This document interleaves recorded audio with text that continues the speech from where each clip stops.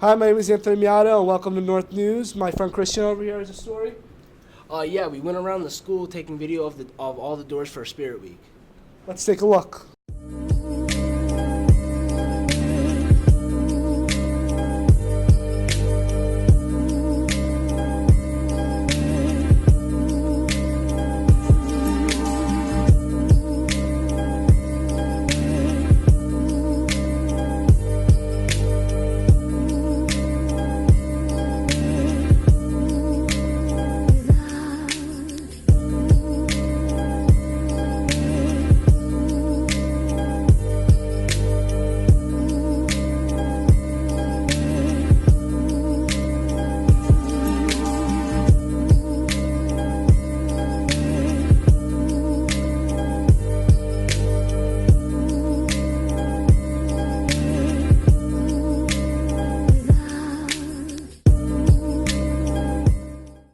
We're back. I hope you liked the segment. Hey, Mike, you have something, right? Oh yeah, we have an interview with Mr. Scala about the Wall of Heroes, the bonfire, and the pep rally. Let's take a look. Hi, I'm John Scala, advisor for student government here at Middletown High School North. Just letting you know at some of the awesome activities that we've been hosting here in the month of November at Middletown High School North.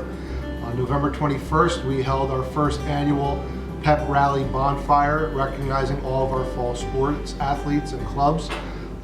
We were lucky enough to have the Middletown Fire Department and Police Department assist in the wonderful bonfire that took place at 7 o'clock last week in preparation for our football game against Middletown High School South as well.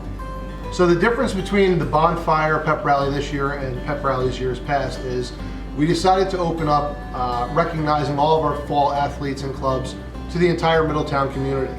Generally, in years past, we've recognized all of our athletes and students in the upper gym right before Thanksgiving Day break. But we decided this year to kind of open it up to the community, recognize all of our wonderful student athletes.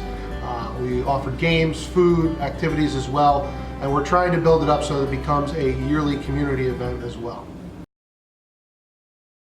So starting last year, student government took the initiative to start what was referred to as the Wall of Champions project. Basically what we decided to do is between the upper and lower gym here at Middletown High School North, we wanted to recognize all of our Hall of Fame athletes and teams throughout the history of Middletown North by creating a universal and parallel template in the wall between the upper and lower gym. We've recognized Hall of Fame classes from 1990 up and through our current year, and the goal is to eventually have a updated Hall of Fame class every year that will be recognized by a committee of both former athletes as well as current staff members here. And we're back in the TV studio. Who did a segment on the school store? I did. Me and Judith went down to the library and did a segment on the school store. We are the Lions Den School Store. Our store is about learning everything involved with running a business. We are open Monday, Wednesday, Friday, blocks 3 and 4, and we are located outside the library. The store includes North apparel, along with snacks, water bottles, magnets, and more. Be sure to follow our Twitter account at Lions Den Store. If you are interested in joining, contact Mrs. Woods or stop by room 1413.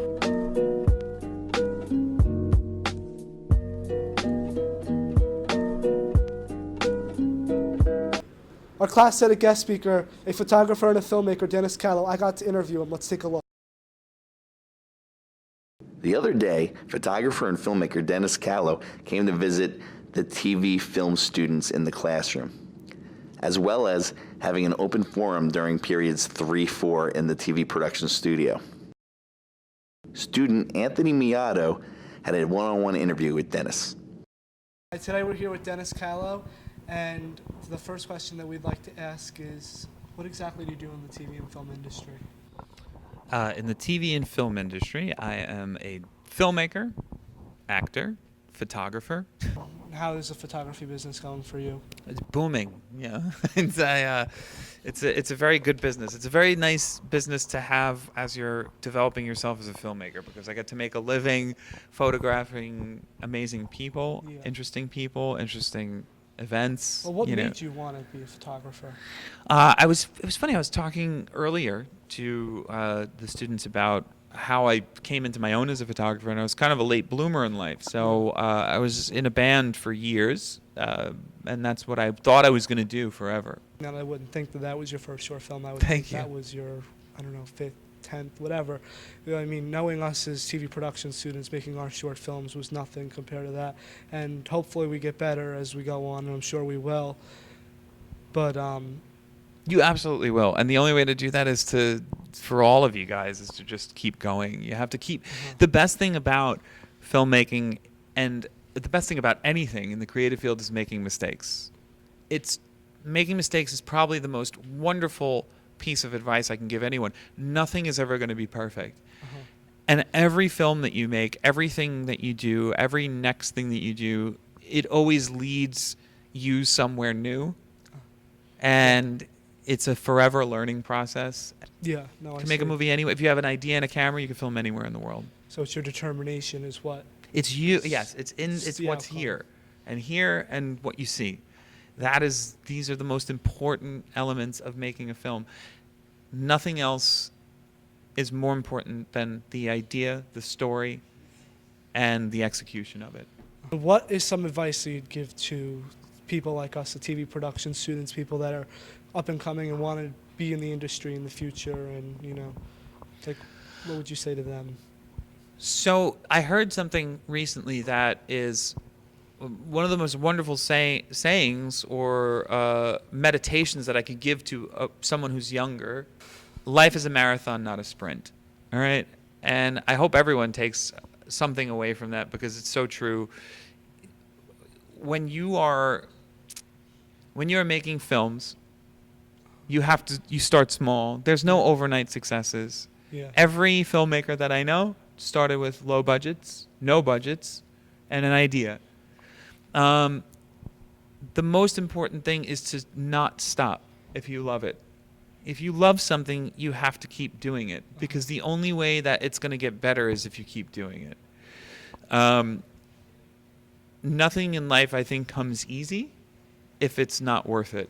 Does that make sense? Yep, Okay. definitely does. Yeah. So filmmaking is not an easy process, but it is the most gratifying in the end. Okay. And the only way that you get to that end is if you keep going.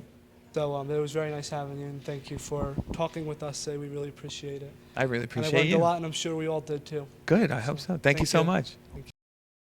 And that was this week's edition of the North News. Oh, wait. I have an interview with the French teacher about French Week. Let's take a look.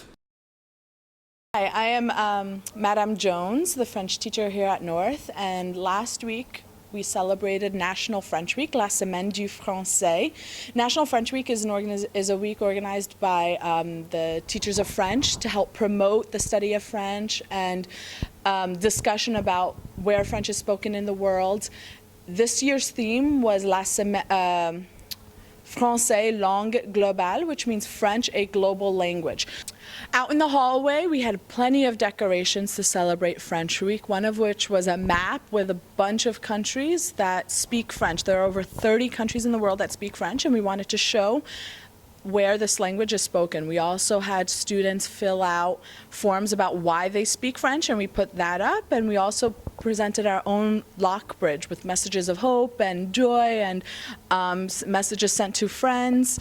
We also held here at North a competition. Students competed in a goose chase competition where they competed against their friends to do different French-related things, like find French written in a store, or act out a French scene, or sing a French song.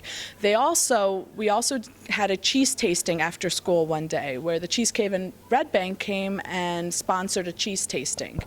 The French Honor Society also held a fundraiser at Whipped, which was highly successful. And that was this week's edition of the North News. Stay tuned for the next one.